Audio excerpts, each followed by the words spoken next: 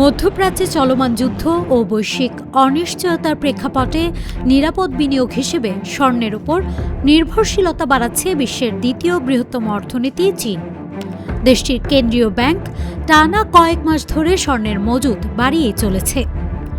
শনিবার প্রকাশিত সরকারি তথ্য অনুযায়ী চীনের কেন্দ্রীয় bank people's bank of China টানা ১৬ মাস ধরে স্বর্ণ কিনছে।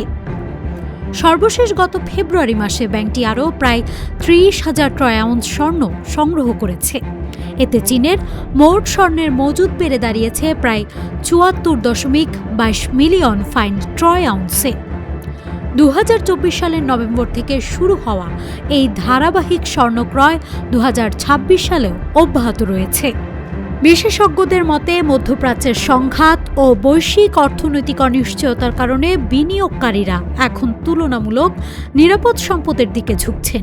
একই কারণে বিশ্বের বিভিন্ন দেশের কেন্দ্রীয় ব্যাংকও বৈদেশিক মুদ্রা রিজার্ভের ঝুঁকি কমাতে স্বর্ণের মজুদ বাড়ানোর কৌশল নিচ্ছেন।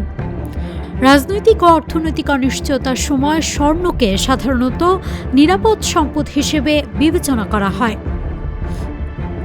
বিশেষ করে ইরানের ওপর যুক্তরাষ্ট্র ও ইসরায়েলের সাম্প্রতিক হামলার পর আন্তর্জাতিক বাজারে স্বর্ণের চাহিদা দ্রুত বেড়েছে।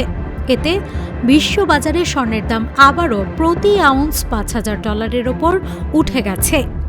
এদিকে ওয়ার্ল্ড গোল্ড কাউন্সিলের তথ্য অনুযায়ী বছরের শুরুতে কেন্দ্রীয় ব্যাংকগুলোর স্বর্ণ কিছুটা কমেছে। জানুয়ারি মাসে কেন্দ্রীয় ব্যাংকগুলোর মোট নিট স্বর্ণ ক্রয় ছিল প্রায় ৫ টন, যেখানে গত এক বছরে গড় ক্রয় ছিল প্রায় ২৭ টন। অন্যদিকে কিছু দেশ আবার স্বর্ণ বিক্রিও করেছে। সম্প্রতি পোল্যান্ড, রাশিয়া ও ভেনেজুয়েলার কেন্দ্রীয় ব্যাংক সীমিত পরিমাণ স্বর্ণ বিক্রি করেছে। তবে বিশ্লেষকদের ধারণা, মধ্যপ্রাচ্যের উত্তেজনা ও বৈশ্বিক অনিশ্চয়তা অব্যাহত থাকলে ২০২৬ সাল জুড়েই কেন্দ্রীয় ব্যাংকগুলো স্বর্ণ সংগ্রহের প্রবণতা বজায় রাখবে। News desk, Manabzamin.